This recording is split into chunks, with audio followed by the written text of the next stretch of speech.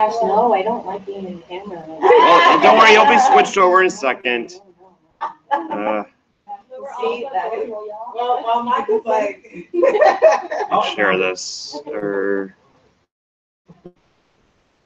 links on our Facebook page. I told my wife I'd share the link for our training. When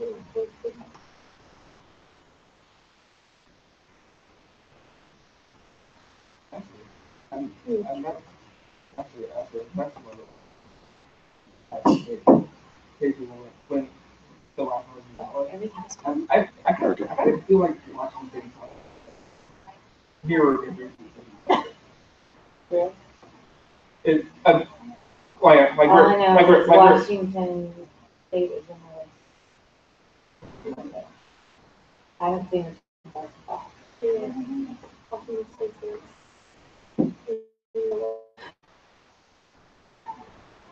someone from my high school that played on the team. Okay. Guess I'll call the meeting of the Disability Issues Caucus Young Democrats America to session. My name is Seamus Campbell. I am the chair. How about we all go around the room, say name, state, and and your favorite coin. Favorite what? Coin. Coin? Yeah, that's our icebreaker. Favorite coin. Okay, so my name's Austin Jackson. In this caucus, I am the national male vice chair. I'm also the secretary of the Young Democrats of North Carolina. Favorite coin. That's a great. Okay, so. Do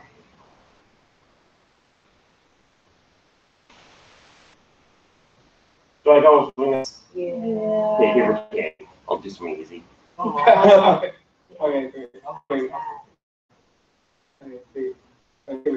favorite candy would be pretty easy here. Those Brock's Valentine's Day conversation hearts. Oh, didn't they discontinue? No, they just. They're coming back. I think they discontinued a competitor. So you like eating chalk? Maybe. Yeah, I know. That's Okay. Yeah, no. This isn't.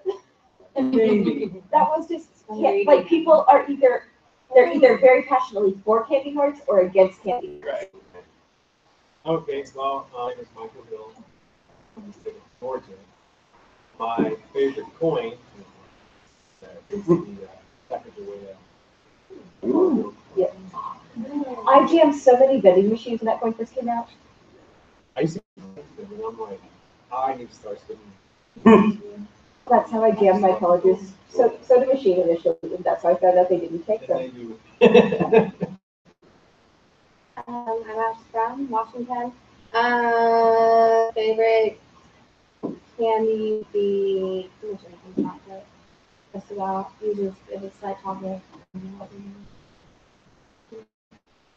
This is Schapero from Georgia. My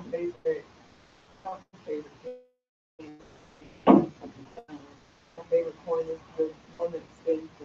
Do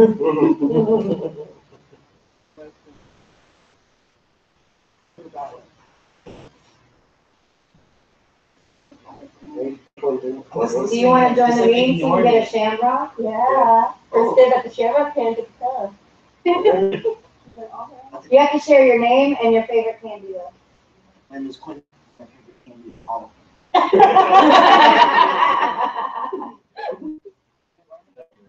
Yes.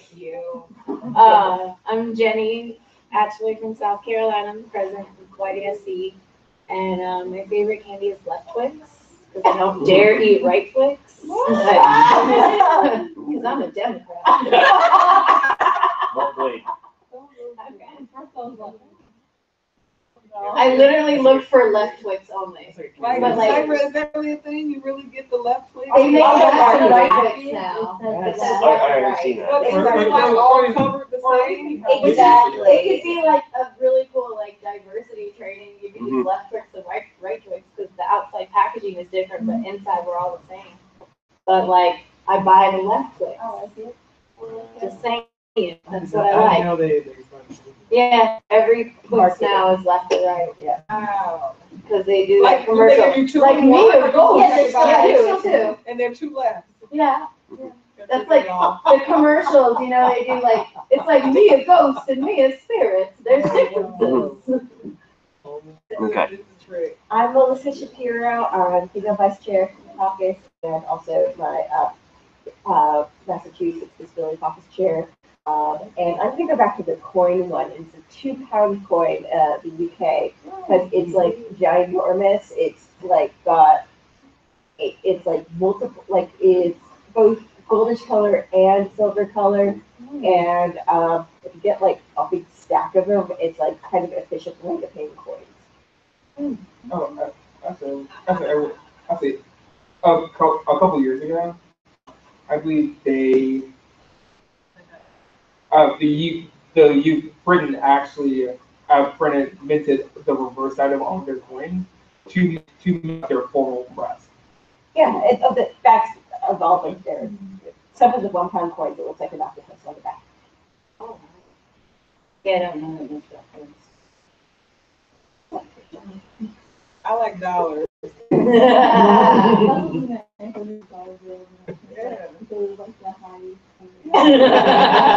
on.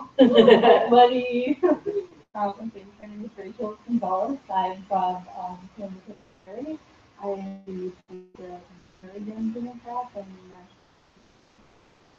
favorite. Yeah. Do you like the ones that have the inside? No. I once 20 years of my Reese's and not eating them ever again.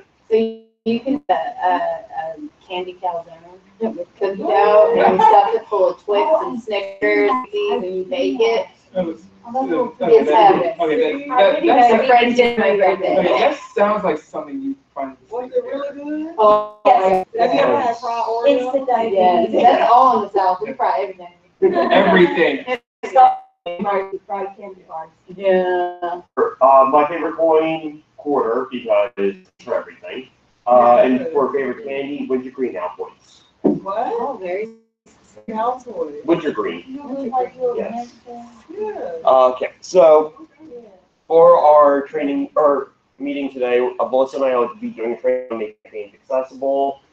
So just based upon something created by Reason to Believe Hack, which Melissa is like the expert on everything because she wants to do. Cheryl Cummings and Laura Sabini. Sabadini, thank you. They're training on that, so then I will be going into like stuff about the documents that are shared and information that is shared by campaigns. More focused upon a training I actually do for my job. So Melissa and I will just sort of be going back and forth. And I guess I'll just be at the computer and most of this point when you need me to switch slides. Okay. Wow. Melissa, or okay, yeah. This is one of the reasons that we absolutely need to press for the Democratic Party to make sure we do proper outreach to. I'm switching it over 1 second. Okay, cool. Well, this is a reason why we absolutely need to do outreach. We need to make sure that people with disabilities are included in the party, and that specifically that that the party makes sure that accommodations are already in place so that they can take part. So this is about 2 million voters that basically the Democratic Party is ignoring if they forget people with disabilities. And the thing is, disabilities can happen to anyone with disability to stop discriminate. So it absolutely is something we need to push.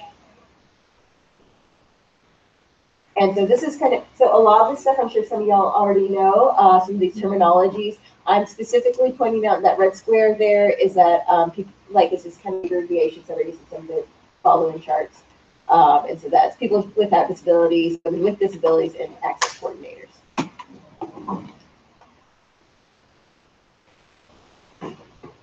And so this is a big thing about how including people with disabilities in your campaign also make sure that they become engaged in the Democratic Party. One of the things is that I know some of my friends with disabilities back in Massachusetts, they're on disability benefits, so they aren't working, so they can spend their whole day annoying their congressperson over the phone or online, or when they're able to physically hanging out in the state house until they can. So they're more likely to participate, they're more likely to take part. And it's just a matter of, if we don't make sure that people with disabilities are included in the party and show that they have a voice in the party and that the party speaks for people with disabilities as well, or lose them. So,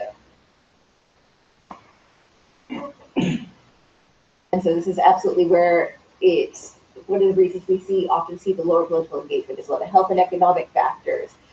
If you're not well enough, if you're having a flare, you're having a bad day, or just simply not well enough to be able to get out and attend things physically, that's a really big issue. Or getting yourself transported somewhere efficiently. So this is where economic factors has a big hit. If a person with disabilities has more money, they're able to then maybe handle their own transport to get out, but people with less are either dependent on either what's available by state provided transport, which again is at a whole other level of difficulty of helping engage.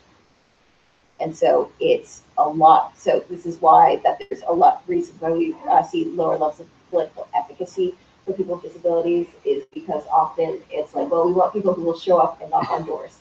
And that's something that people with disabilities, not everyone can do, or it needs a lot of prep or a lot of extra work. And so it's just kind of slamming the door in the face. Yeah. What about like caucuses? Because remember I did stuff for Hillary Clinton in Iowa. A lot of people are like, oh, you're attacking me, you're Yep. So do you think that caucuses are also a really big problem? Oh yes, 100%. Okay. And it's also, and one of the things is caucuses are also a lot of inherently different from voting from primary, because it requires people to be able to physically present for a long portion of the day. Yeah. And I would even say in our state, even after the primaries, as far as the presidential process goes, our state requires potential delegates to attend precinct meetings after the primary, and some of these precinct meetings may or may not be in buildings that may be ADA compliant.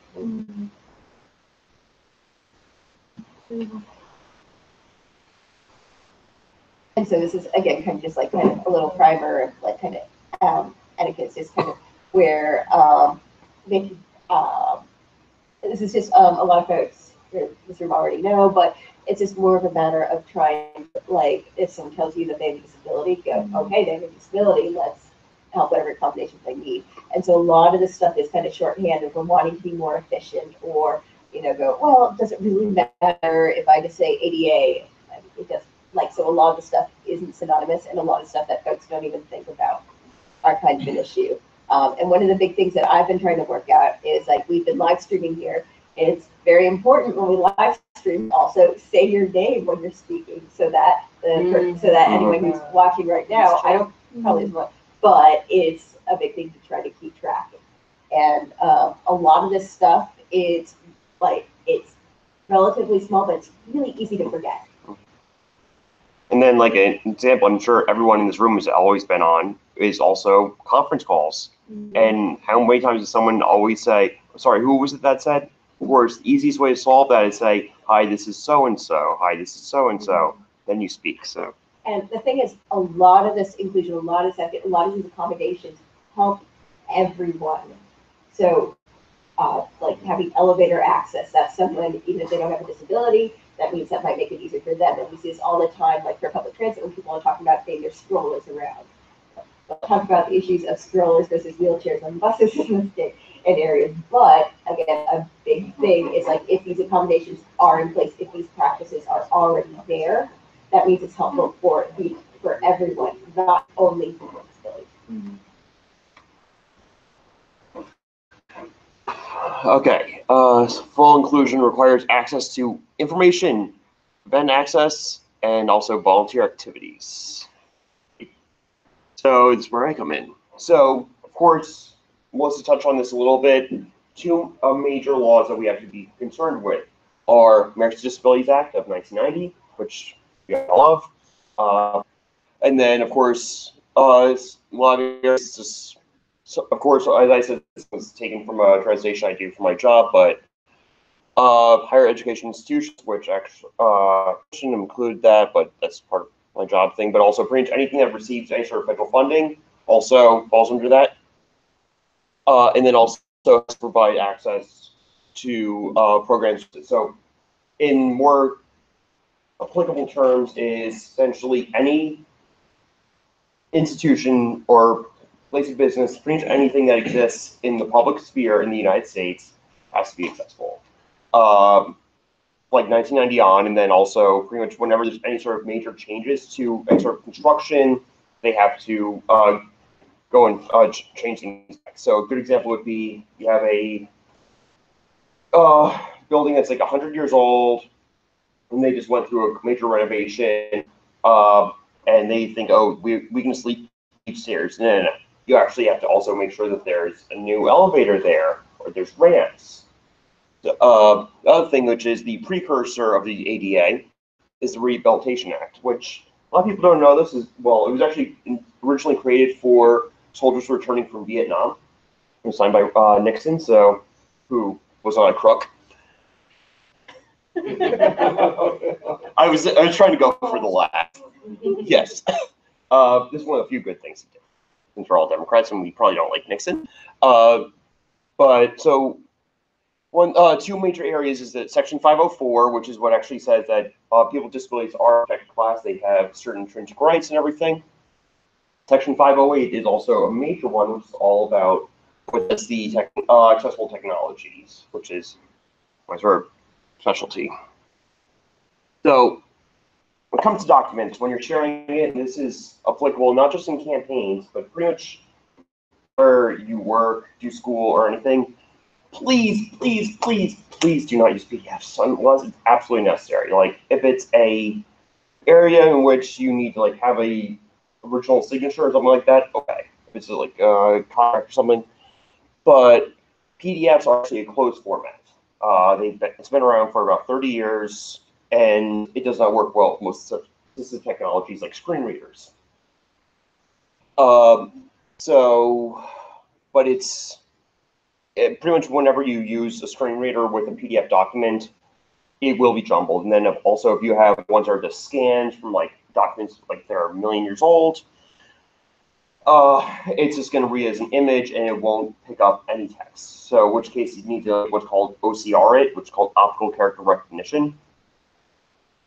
And that's a major difficulty. So the easier thing to do is what's called universal design, where you build it originally in an accessible format, and then you convert it to your various formats. And always make sure that you have multiple formats available, including. So if you have a PDF version, have a Word document version, have a website version. But if you need to use PDF, make sure that it's accessible. There are ways you can do it, and I'll share the slides on our Facebook page, and you can email me or talk to me afterward, and I'll email you everything. But I have the links for how to do InDesign Acrobat. But Microsoft Office and Google are like the two best programs for this. So Google, they've always been very big. Is there a question? Yeah, I think okay. Yeah. I thought PDF and Acrobat were the same thing, by the way. But I know that like YDA documents are all PDF on the website. Yes, and actually we changed the setting rule on that, and so I actually have been working with Ricardo on having it over that will actually be a website. Why did I always think they were the same? Was that Adobe? Adobe created the file format, and then they effectively just made it that other people can convert into it. But PDF is just a file format, and then Acrobat and Adobe or Adobe is the company, and then Acrobat's the program. So if you're creating a document in Word Mm-hmm. and then make that a PDF, are you saying that's acceptable? You have to use a PDF. And you literally just walked me right into, it's a perfect segue. Okay. In Microsoft Office, there's something called the accessibility checker, wherein, yes. So you will, I have the links there, which, yes. What you will do is that you'll go, after you're done writing your document, you'll go into, press the File tab, click on then Info, and then check accessibility. It's one of those things that are done as demo, but they have videos and everything on the link.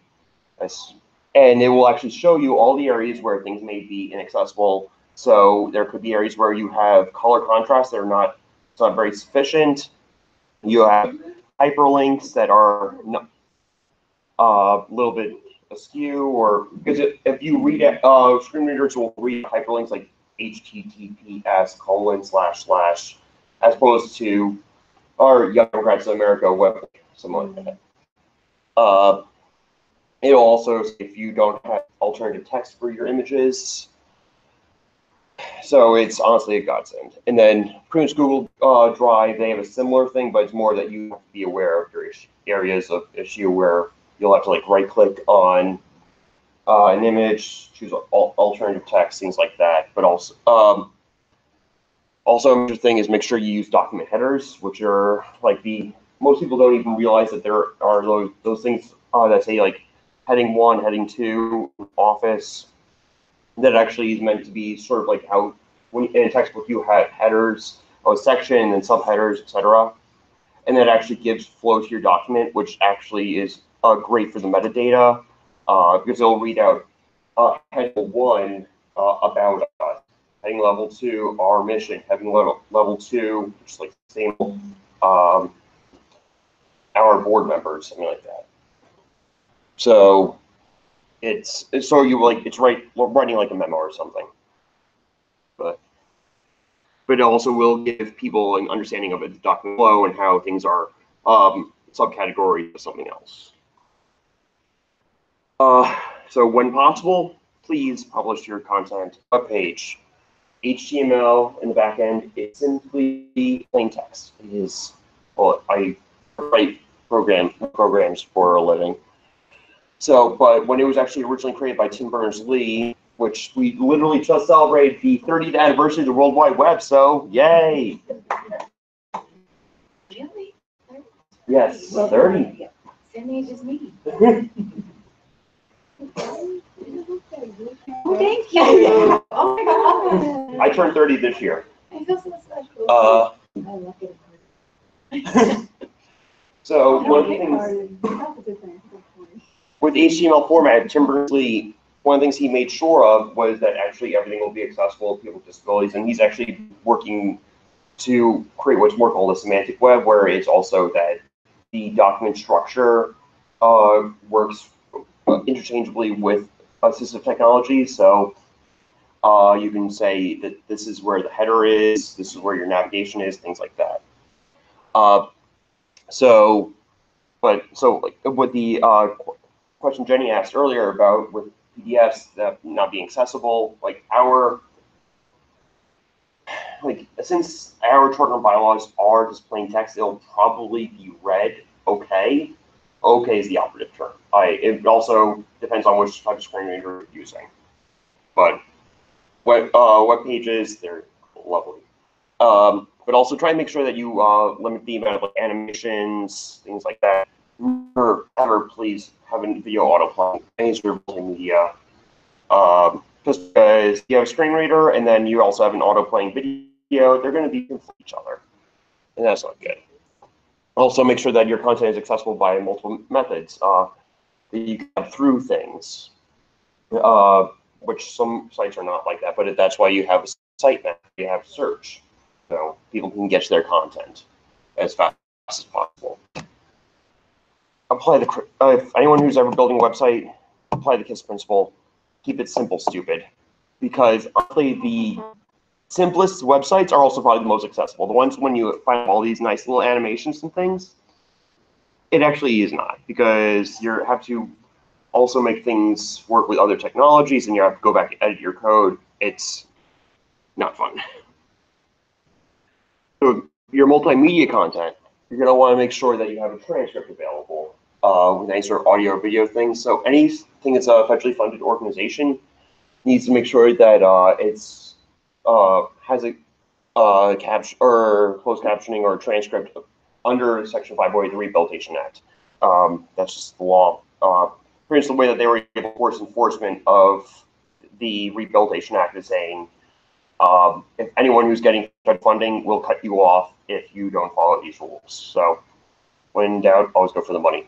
And then if you are going to be giving a speech or something, of course, Melissa mentioned your cart. If you can also give printout copies of speeches, that's phenomenal. But also, with if you have anything that's like a transcript or anything, if you go the extra mile with making your videos accessible, or I'll explain how to do that in a second, Google will actually give you a page rank if you have it like embedded on a web page. So YouTube and slowly Facebook as well, they actually have a system which they can auto-generate captions. So they will listen actually to this session, and they will do their best using their technologies from the Google Voice system to transcribe everything that's said.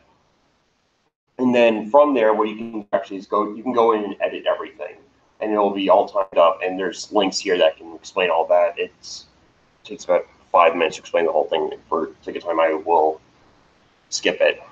But Facebook is also adding that, and they're working on actually a system within Facebook to allow that you can. They'll actually have live captions. I think it's live available, but it's still kind of beta-ish. And social media, our favorite thing, because we all have Facebook, Twitter, all that good stuff. Most of your posts are just text. That is all accessible. When in doubt, always use text. But when you're doing an image, make sure you post whatever a description of everything. So I mentioned something called alternative text. What alternative text is that it's metadata about the image, where it says this is what's going on in it. If there is text in the image, it says this is what's being read out or is in there.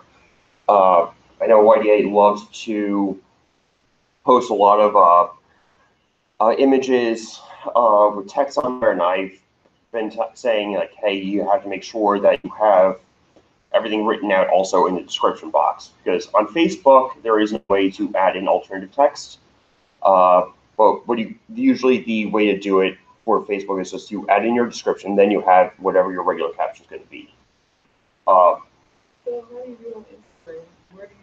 That is exactly that. So Instagram literally just added about 2 months ago, I want to say, a system by which you can actually add in alternative text.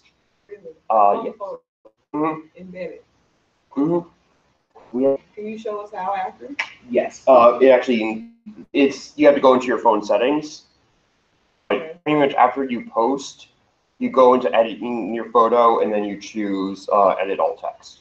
But Oh, really? yes. Where you just find it? Or I mean, no, I've never known that. Yeah. So this is good. Education for all this is so important. This is really good. most people don't realize that these things are happening. And this is really helpful, like for anybody. If you're hearing it, is it helpful if you are blind? Because you can. It'll read out what's happening in the It'll image. read what the image is. That is so awesome. This And is then great. And Facebook is working on this? Facebook is working on it. One second. Okay, I'm sorry. With Facebook, they'll right now have a prediction system where they'll say, I think it's something like assumed image of boy holding ball or something like that.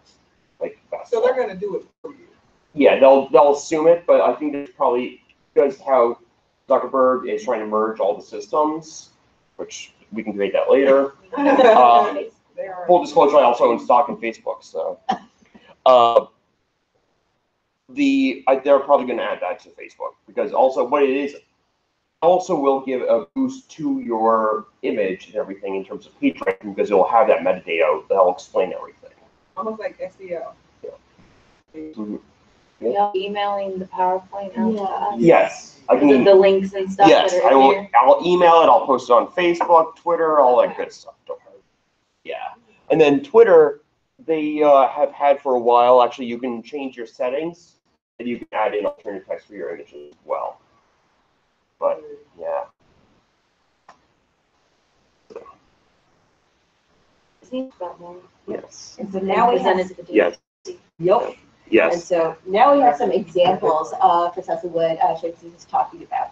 So the email, social media, YouTube. So like, I know that we get lots and lots of emails where, hey, we have a flyer for our event, and they just post the flyer as the email. We see in the far right, the image PNG, broken link. It is paid. And it's like, well, that's kind of useless for any, well, one, you have to, like, if you can't read what's in there. You have another at the far left is a Facebook post, again, another image with all the information you need for an event, all in imaging. So you get, if you can't read, so if for any reason you can't get that image, it's like, well, that was an absolutely useless post. And then in the middle here, we have a kind of more decent example where there is where there's captions kind of put together. And notice here, it's a human edited caption videos and described and transcribed image, the human component. So while a lot of things like Facebook is come up with like kind of we think this is, or automatic captions like, oh hey, YouTube can do automatic captions. Well, the nickname for those automatic captions is craptions because it's kind of hit or miss. So it can be used to make it kind of easier, faster, but you do need it to go through and be like, oh, nope. And and to be honest, one of the best things you can do is if you know someone with a specific disability that can assist you with checking these things, ask them. Yeah. And just say, I did my best at trying to make this document, this video accessible. Can you go through this for me? And if they have an issue, they'll let you know. And we're all in this together, yeah?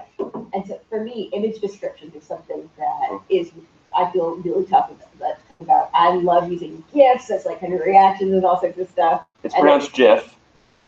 GIFs. Common usage overrides. And it's Debate GIFs versus GIFs. And you say dry file, I'll actually have respect. Yeah. But so it's kind of something to think about in practice. And when I think one of the creators of this, Laura Santabini, I was like, I want more practice of this because I think that's terrible. Like I'm so good at this. And she actually showed me there's a Facebook group that's all about people finding images and they put image descriptions on them. So and also it's just practice. And so I try to make sure for my state disability caucus page includes an image description. And so our kids, can you add image description images? So what I would, It depends. so I would, The short answer is depends, yeah. yeah, so what I do a lot is I will do guys or if the initial comment or post doesn't have the image description, I'll do a reply with the image description. So that's, Okay, yeah. that's it. But if like it's your GIF keyboard, or I thought I heard it. If it's your GIF keyboard, you can't do it. But if it's like a GIF that's added into a web page or something, then you can. So it really depends on the context. So there's workarounds to be like, well, I can't get it in here. So I wouldn't be surprised if maybe Facebook is working on a way to, but because like you type on when you start searching for a GIF on there, things come up. So I'm sure they probably have some sort of metadata system. Are people hiring, disability kind of subject matter expert on there, or making sure that they have someone on their team, like candidates, like especially at the principal level? If not, they should. Yeah. That's the short answer. But usually you will have somebody that will be most major groups like Fortune 500s, presidential races, they'll probably have somebody that will just like focus on Yeah.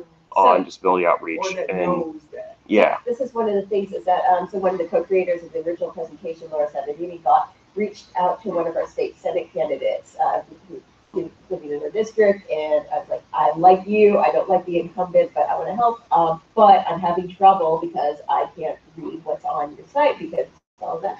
And so, and so the candidate took that all in and was like, whoa, that is actually a huge thing. So we'll take that on board. Then they started doing image description for everything, captioning for all videos, and like, would you be willing to volunteer for my campaign to serve as to assist with disabilities, and the campaign manager too, also for that, also made it a priority. So So you can do this on your website. There's a way to do image capture. yeah. Or help. Like when you're on your website, when you actually, one of the things that's required when an image is the alternative text. That is been required since the beginning. They allowed images in websites. I just had an idea pop in my head. Wouldn't it be great to like pass a resolution from YDA Disability Caucus encouraging all the presidential campaigns to actually do this That stuff? would be awesome. Well, if memory serves, isn't the resolutions committee now in recess? So is it possible? They're meeting again tomorrow. So maybe we should So talk I don't afterward. know. We should talk. I'm just saying, like, Okay. we can encourage all the presidential candidates to actually do this stuff. Okay. That would be I'm totally down for that. Yeah, And great idea. necessary. Because it's, and I think that it's your at 2 million. I think it's probably more. that's just kind of statistics, adult statistics. And just mentioned gender, here's actually a way to go back in our own life, in the South Carolina website and to. Oh, you're a genius at that stuff. I don't do that stuff. You do it. You're smart. Yeah. So this next one is the access to information. This is more specifically, again, talking about photos. So this is talking about, oh, well, you think, oh, it's so cool, Facebook, it can actually start doing some kind of automatic image description. But what is different versus, so kind of like the captions, kind of where that all comes from, it has stuff. And so for this here, this is a state Senate candidate that's talking about, it's just two people smiling in front of eyes. So this is state Senate candidate meeting with Elizabeth Warren. Kind of a huge difference. Yeah. And kind of a much bigger deal. And so I like to kind of use some of the image description, the automatic stuff, as kind of as a helpful tool to kind of help put on your way, but it's not the end all be all. It's not, oh, well, this is what Facebook came up with, so it's fine. And then this is yes. Yes. So one of the things, as I said, is W3C, which is the group that actually manages all the standards for the web. They always try to make sure that everything that you publish is perceivable, operable, understandable, and robust. Pretty much this is like everything we've already discussed, which is that people can actually read your content. They can use it and manipulate it. So one of the things is like with good example I try to give is with menus, usually if you have drop-down menus, if you cannot tap through that, if it's somebody that has to use a keyboard because they don't have the ability to use a mouse, they're completely locked out. Understandable. Making sure that it actually, everything flows well. So example I gave earlier with you want to use headers and subheaders. So this way everything flows, and then robust. Make sure just everything is awesome. And then remote conferencing, which I should have done this, but we were a little pressed for time. I should have made the slides available, but I do promise you that these slides have been checked by the accessibility checker. So then some services, like was mentioned, have some auto-generated captions, but again, just beware. And one of the big things that it tends to be is like for auto-generated captions, particularly for live events, is that it can be very cost prohibitive, which sucks. But it's that okay, so people want to attend, but they need cards, so that's the live captioning card. I'm blanking on what it stands for. But, so in that case, it's kind of try to find workarounds or try to find, see if there's funding elsewhere that you can apply for to get the cover. And an example with that actually happened to me. My little state assemblywoman, is a disability rights attorney, and a friend of mine that works for a councilman had an issue wherein there's some person that wanted to attend an event. Guy says, I am hearing impaired. Is there, are you going to have cart services available? A friend says, I'm not quite sure, but we can certainly give you the transcript of everything. And that was actually not sufficient. They were actually, I think they were able to come to a solution because the council is required to provide those services. But one thing I had asked my assemblywoman is, would the transcript be sufficient? And the answer is no, because it's essentially putting it as a second class thing. It's not that it's live, because also people go off script, as is usual. Yeah. And sorry, just to mention from a local community, in my community locally, they the organization called it like a last minute meeting. People didn't find out about, so Heart of Fear and Friends put in a request for services, but it wasn't enough time. They could find something, and then she attended the meeting, but basically it was useless because she couldn't hear anything. So she said her piece and then left because it was she couldn't understand anything. That was from coming election time. That's a missed vote. Perhaps. Yeah. And give credit too. Like, I know the DNC, every event I've ever been to with them, they always have signers there. Yeah. I think pretty much all the YDA events I've been to, they usually have a signer too. It's really big in Kansas. I work for a community state rep who's going to be like the first deaf state rep in the country. But they have the Kansas School of the Deaf, and they have mutually like interpreters for like martial lives and like all that stuff, and our videos all have to be captioned. You do make be sure because not everyone who's hard of hearing does sign language. Yeah, exactly. Yeah. Yeah, like if you follow Alexandra Cortez on all of her Instagram lives. Using this technology that interprets everything that she says. Awesome. Again, one of the things we said is make sure everything's ADA compliant. You know, go when you're looking for an event, like first thing you should be asking whoever the event planner is, meeting spaces, are you ADA compliant? You should take a tour around, look for any pitfalls you may find. If they're not an elevator, like, and also try to do like some degree of a run a show. Like, are people going to be going from this place to another place? Are they going to have sufficient time? Are they going to be able to navigate an elevator? And also, pretty much like everything that you just look for any potential pitfalls. And one thing I just want to share on that, this is great, was I was in DC for a conference last weekend, and they were saying, if you're out in your district or wherever, reach out to allies in your neighborhood who are allies to the disabled community to help provide you with the best perspective as to how to serve the community. Moreover, have a venue that's close to public transportation because that will help folks get there. Just make sure the openings to doors are, I think, 37 inches or something like that. So something like 57 inches or something like that. But no, exactly. I like this because that'll hopefully help build those bridges to that community. And of course, as I mentioned earlier, pretty much all newer buildings after 1990 have to be ADA compliant. And anytime that there's major renovation, they have to go back and fix everything. Pretty much, well, we're now 30 years out, or almost 30 years out from the ADA. So, of course, we're getting to the point where pretty much every building has to be ADA compliant. There's very few buildings that are grandfathered in. Usually they're like historic buildings.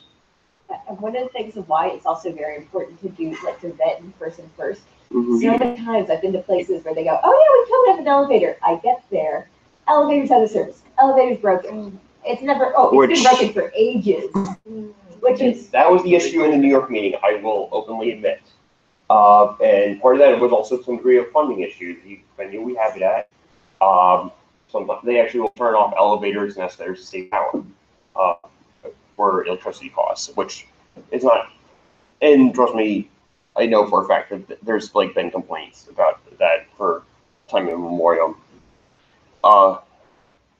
The Sign Access Coordinator for all events. So it's pretty much the point person of everything we just said. You know, make sure that we'll look for those pitfalls. Also, be the one who will go yell at management if something's not happening. And also what's useful here is to kind of anticipate accommodation request, because it is really tough to always be the person to have to call and say, hey, I want to take part in this, but I can't unless you do that. And then kind of a lot of times you can end up feeling like you're, I'm the annoying person with disabilities who always needs to call to ask for help. And so that's a lot of extra effort to go in. And so if the campaigns or coordinators can at least anticipate some of this stuff, that means that's one less hurdle to overcome for people to get involved. And like, for instance, like on every email that goes out about our YDA meetings, it always says, if you have any sort of accommodation requests, please email office@yda.org. This way we can anticipate these things. And pretty much more of the same, really, like make sure also to spill seatings, like there is, people can easily exit also, because not only is it good for people that need special assistance, it's also, we have to care about fire hazards and things like that in case there's an emergency, heaven forbid. Anything else you want to add, Melissa? Most of this stuff kind of feels like a no-brainer. It's like, oh yeah, but it's something to make sure kind of on it. The more you hear it, the more it'll get stuck in your mind. And again, all of this stuff makes it easier for others to, not just for people with disabilities. So it's kind of rising tides raise all ships. And one of the points I was raised earlier is that if you do not do these things, then that's a lost vote for your candidate. And you can easily swing people if you go that extra mile. And so I believe this is the last slide. Volunteer activities. I know there's a push of, we need door knockers because that's the most efficacious use of campaign time, to go house to house. It's like, well, yes, statistically, yes, but it's not the end all be all. And if you're only telling we need door knocking volunteers, that's immediately a turn off for anyone. I've had to learn, like, I have a 2-year moratorium on door knocking myself because I just can't do it. But I feel so much pressure. It's like, well, I mean, I could help, but it's a matter of saying, like, a lot of different things that there's options for and to make them available. And like for me personally, like I have anxiety issues as part of my disabilities, and so for me, door knocking is very hard sometimes because, and I have to do my over matter. But for me, like phone banking, text banking, I'm pro because it's not that one-on-one thing. But it's also trying to make sure that there's as much options as possible. So when we talk to our campaign managers and say, hey, I just can't do door knocking, but I can text bank. If they say, we only want door knockers, then, well, you have to rethink if you want to support that candidate properly. Or it's like, what am I going to do to help them for it? Yes. It's either one or the other, of course. But, of course, always support the Democrat in the race. But maybe not feel so big about telling others to vote. I'm neither agreeing nor disagreeing, since this is being live streamed. Well, what I'm saying is you might not be so passionate about a candidate if they kind of blow you off with this. But there's also things and other things that, like, it also doesn't involve having to go to campaign office, writing the postcards, like for Dear Neighbor letters. Of course, like Hustle is a great tool for being able to send out 1,000 text messages in a matter of minutes. And I love virtual phone banks. So I'm really good on the phone, and I get mistaken for a machine a lot. But like that. That's the sort of thing where it's like I don't have to physically get myself somewhere. I don't have to, like, it's an ease of access that makes life so much easier. And I actually had a situation, and also things that it helps people that do not also may have personal things. Like I had a situation this past November where it's GOTV weekend. I was supposed to go out fishing actually for state senate candidate, and I had a family emergency where I had to stay home. and just look over a family member. And so I got in touch with the campaign. I just said, hey, I can't do this, but I would love to phone bank. And they're like, we thank you so much. We completely understand. Actually, the candidate reached out to me on social media saying, give me your number. I want to call your family member, make sure that everything's cool. I'm like, it's fine, you know. But. And then so much goodwill out of that. Mm-hmm. So, yeah. And then you share that with all of your friends because you feel like it touched your heart. Yes. And then. This is being live streamed. I will say it was Jim Garin who ran for state senate and won in New York State, which we also just flipped our New York State Senate, so it's awesome. Yeah. Then other things also, social media posting. You know, like make sure that you get the word out. You know, have people just like be constantly tweeting out everything. You know, data entry still has to be done. You know, we all may use minivan, but there are still people that prefer the paper sheets. Mm-hmm. You know, and people doing website updating. You have a go-to person, like, will you be able to help us with image captioning? Mm-hmm. And it's like, bam, that's your go-to person to make sure. Mm-hmm. And that's everything. Is there questions? I think we're almost at time. So. And so just to mention here, what Seamus talked earlier about good contrast to make it readability. The absolute kind of gold standard, the best, most easy to read is black text on the background. Mm-hmm. Now, it's boring, it's not exciting, we all want flashy cool stuff, but it makes it easier. And you can see kind of bottom where etc. kind of runs into the bit. I made sure to modify this page so that it wasn't totally over the colored bit because right then you can't read it. As I said earlier, apply the kit principle. It may be boring. It may look like you just spent only 5 minutes working on something, but it also works. So don't go the extra mile if it's going to make things 10 times harder for somebody else. All right. Any other questions, concerns? Are we going to try to make this more accessible on our live stream? Like someone ask questions or anything later? Maybe in the comments. I would love to. Like, I personally just don't have the time, but if someone would like to volunteer, that'd be awesome. But I will. But however, everything like with that we pretty much just talked about is also available by going this PowerPoint that we're sharing. So pretty much all we're just doing is just reading off the PowerPoint. So. We need to, because the YouTube, the live streams are YouTube. Yeah, so it will. If we get it to auto-generate and then just have someone go back to the human checking. Yeah, I'll do my best. With the week I know that's coming up, I can't make any promises. I'll just on a personal note. I can see if I can try to. Oh, you can? I will love you for ages. Ages.